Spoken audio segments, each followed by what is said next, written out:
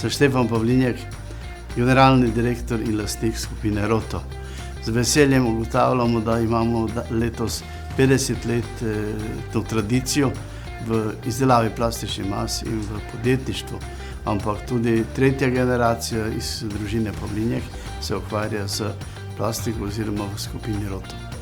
V skupini Roto imamo danes 550 zaposlenih. Skupni letni promet je 100 milijonov prihodkov in tega ustvarjamo v 8 proizvodnih tovarnah. Poleg tega imamo 18 podjetij, ki se ukvarjajo z prodajo in trženjem, v glavnem po celem svetu. Izvažamo v 65 držav in preko 4000 raznih izdelkov imamo v proizvodnji. Ponosni smo na razvoj, saj vsaki teden razvijamo 2 do 3 nove izdelke, tako za industrijo kot za lastni program. Letno predelamo 6 milijonov kilogramov materijala. Naša vizija je postati vodilni proizvajalec izdelkov po Roto Moldingu v Evropi.